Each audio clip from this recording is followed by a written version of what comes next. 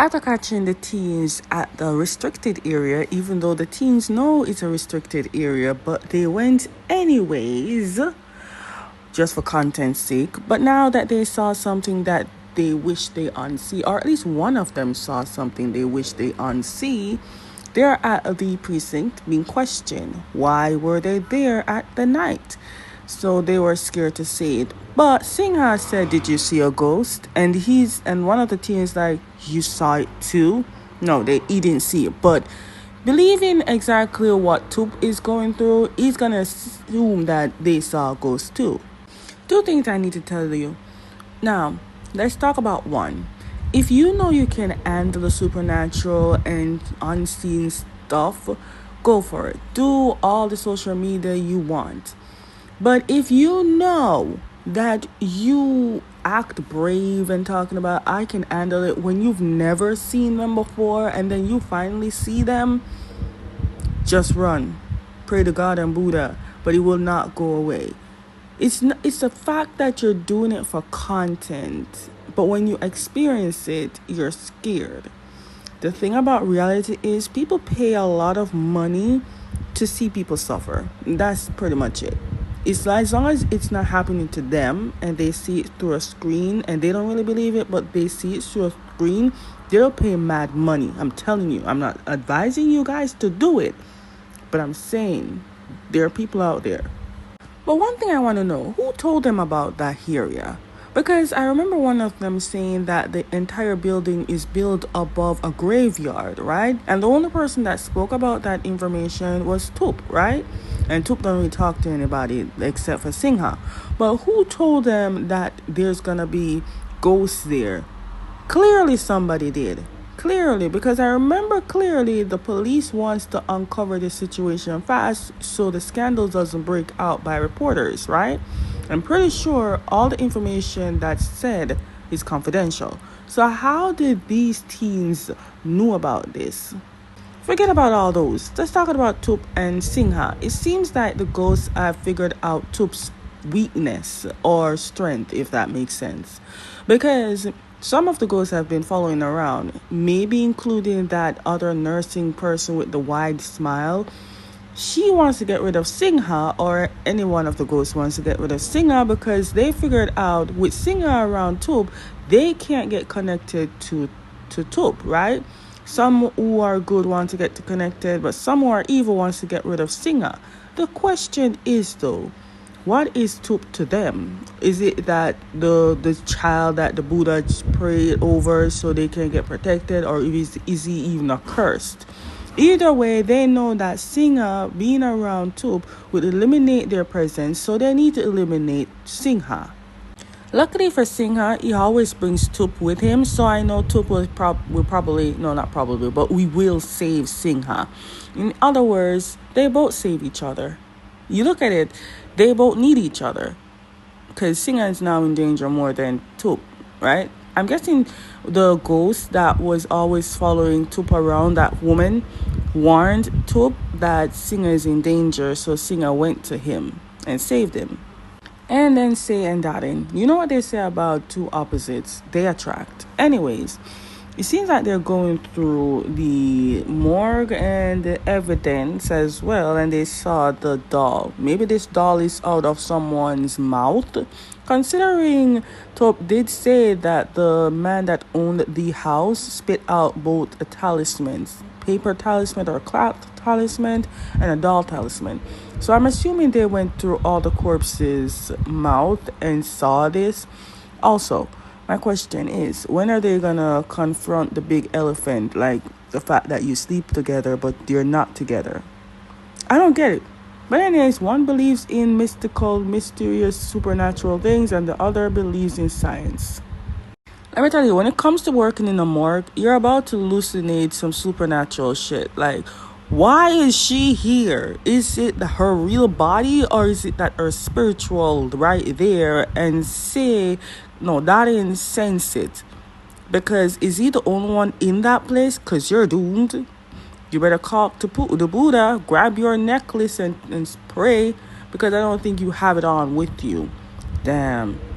At this point, everybody that's involved with Toop is involved with a lot of things, and they're definitely going to be in danger. Now, King, they can go with him. Okay, so Singer is going through some pictures of somebody's workplace or something.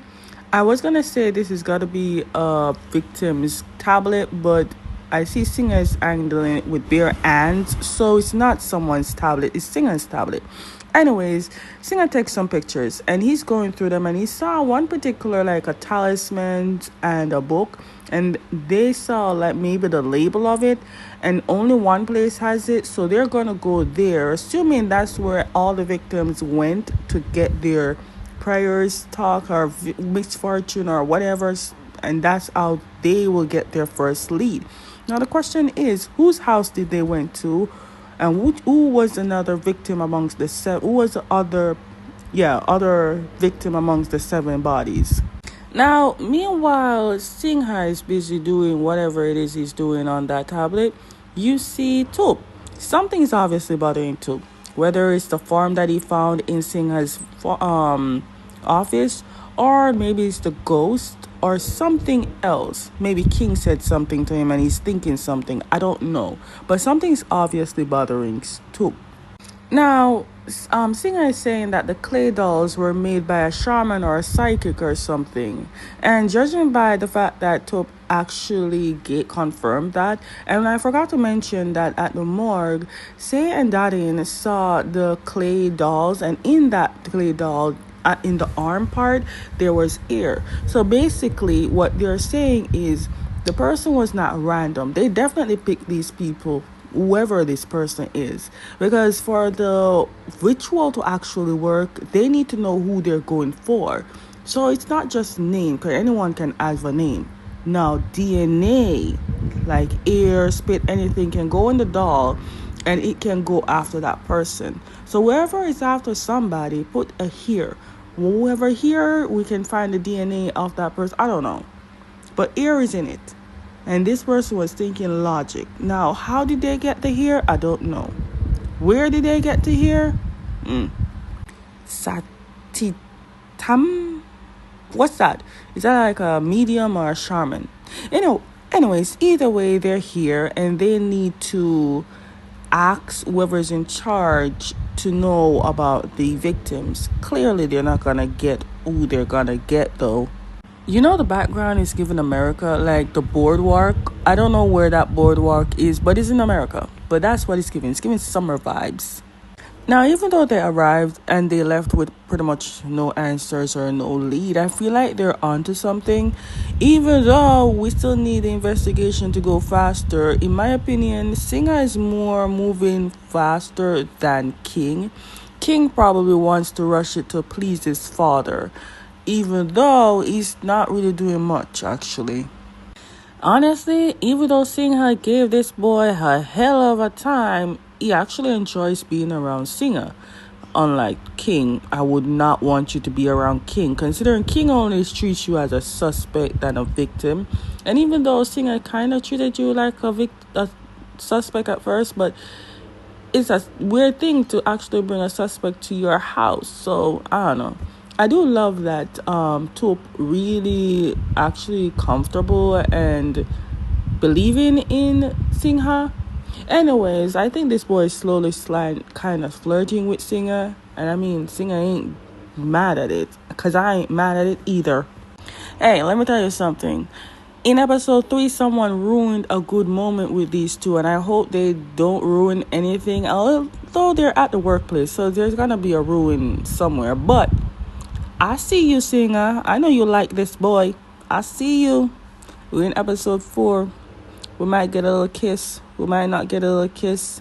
We kind of need to see how Darren and Say end up agreeing to be friends with benefits.